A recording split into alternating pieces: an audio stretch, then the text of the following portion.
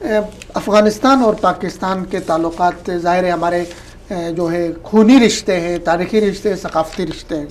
کابل میں پاکستان نے ایک جدید ہاسپٹل کا افتتاح کیا، میڈیا پہ بڑے چرچے، آپ کیا کہیں گے؟ دیکھیں، پاکستان اور افغانستان کے جس طرح سے آپ نے بھی ذکر کیا کہ تعلقات ایک تاریخی ہیں، یعنی کہ میں یہ سمجھتا ہوں کہ پاکستان افغانستان ہے اور افغانستان پاکستان ہے، یعنی اس میں جو سرحدی جو ایک لائن ہے وہ محض ایسے برائے نام ہے شناخت کے لیے، ورنہ پاکستان اور افغانستان میں کوئی فرق نہیں ہے. دونوں ممالک کی عوام کو ایک دوسرے کے قریب پہلے بھی ہیں اور وہ اپنے آپ کو ایک دوسرے کا دوسرا وطن سمجھتے ہیں. اب یہ جو ہسپتال کھولا ہے 24 ملین ڈالر اس پہ لاگت آئی ہے، بڑی بھاری رقم ہے. بالکل. اور اس کے علاوہ ایک اور ہسپتال بھی زیر تعمیر ہے.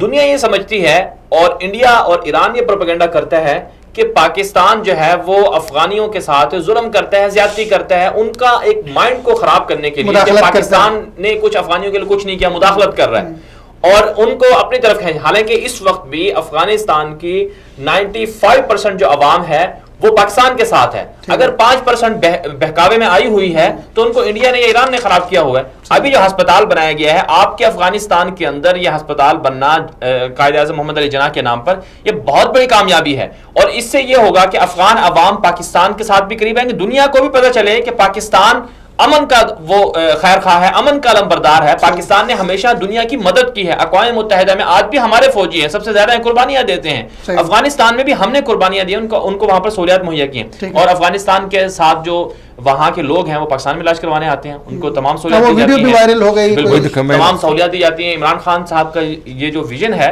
عمران خان صاحب یہ چاہتے ہیں کہ افغانستان کے مسئلے کو جتنا جلدی ممکن ہو سے حل کرنا ہے ہم نے، اور ساتھ ساتھ افغانستان کی اسٹیبلٹی کا مطلب یہ ہے کہ پاکستان پرامن ہو جائے گا. اور اگر افغانستان پرامن نہیں ہوتا یا وہاں پر اس طرح کی چیزیں چلتی رہتی ہیں تو اس کا مطلب یہ ہوگا کہ سی پیک کو خطرہ ہے اور پاکستان کو